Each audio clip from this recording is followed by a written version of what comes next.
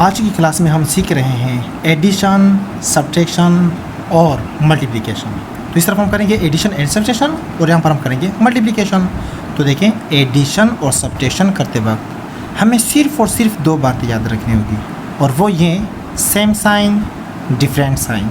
ठीक है, अगर डिफरेंट साइन है, अगर एक के साथ माइनस है और दूसरे के साथ प्लस है तो हम करेंगे सब्ट्रैक्शन, या अगर एक के साथ प्लस है और दूसरे के साथ माइनस है तो हम करेंगे सब्ट्रैक्शन।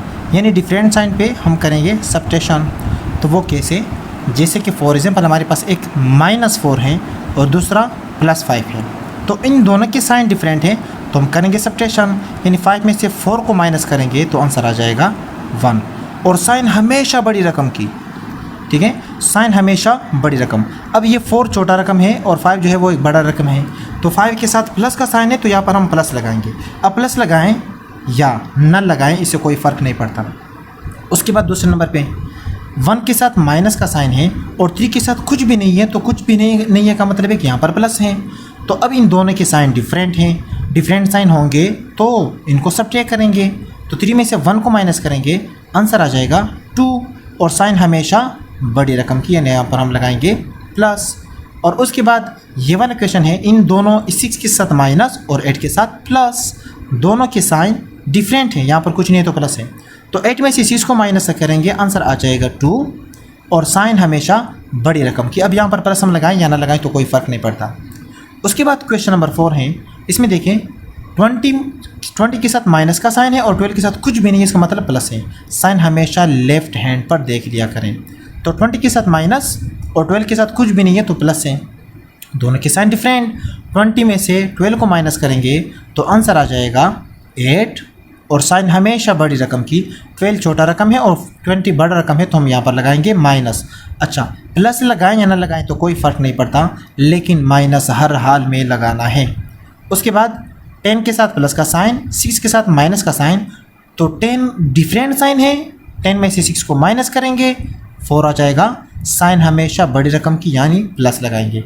उसके बाद 16 के साथ माइनस का साइन और 4 के साथ प्लस का साइन, दोनों के साइन डिफरेंट हैं, तो 16 में से 4 को माइनस करेंगे 12 आ जाएगा। साइन हमेशा बड़ी रकम की, तो 16 के साथ माइनस का जो साइन है वो हम यहाँ पर लगाएंगे। ये तो हो गई डिफरेंट साइन वाली। उसके बाद जब भी सेम साइन होंगे, जैसे अगर एक के साथ माइनस है दूसरे के साथ भी माइनस, तो हम करेंगे एडिशन। अगर एक के साथ प्लस है और दूसरे के साथ भी प्लस है तो हम करेंगे एडिशन।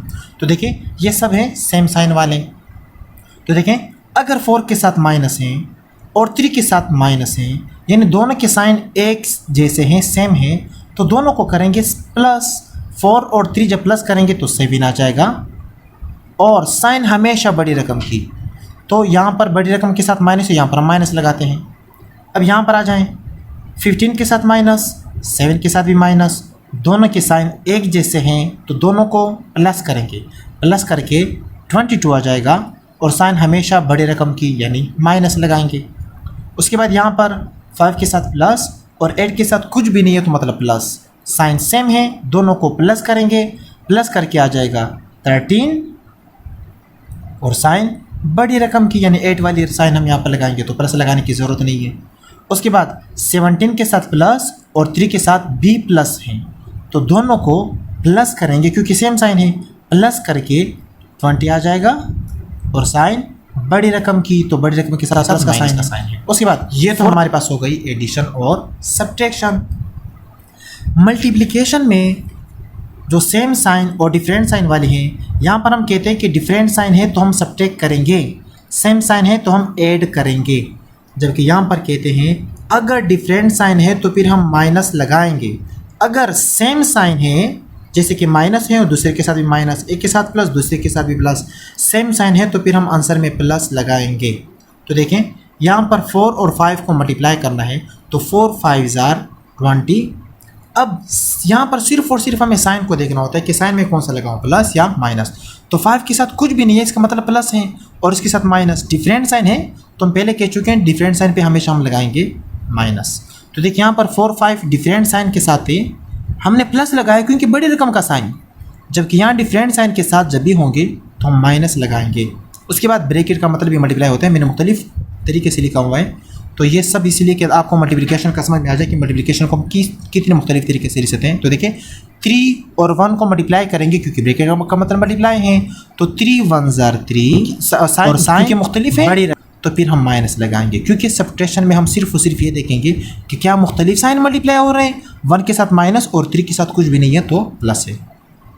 अब ये दोनों मुख्तलिफ साइन के साथ हैं तो 8 और 6 को मल्टीप्लाई करेंगे, आंसर आ जाएगा 48, और दोनों के साइन डिफरेंट है तो हम लगाएंगे माइनस। उसके बाद 20 के साथ माइनस है और 12 के साथ कुछ भी नहीं है तो प्लस है, यानी डिफरेंट साइन है, तो ये तो वाज़ेह हो गया कि हम यहाँ पर हम माइनस लगाएंगे। लेकिन 12 और 20 को मल्टीप्लाई करेंगे तो आंसर आ जाएगा 240। उसके बाद 6 और 10, अब देखें यहाँ पर ब्रैकेट दोनों के साथ लगे हुए हैं जबकि यहाँ पर सिर्फ एक को ब्रैकेट में बंद किया हुआ है, तो ये हम यहाँ पे भी कर सकते हैं। मुख्तलिफ तरीके से दिखाने का मकसद ये है कि आपको ये समझ में आ जाए कि मल्टीप्लिकेशन को हम कितने मुख्तलिफ तरीके से लिख सकते हैं।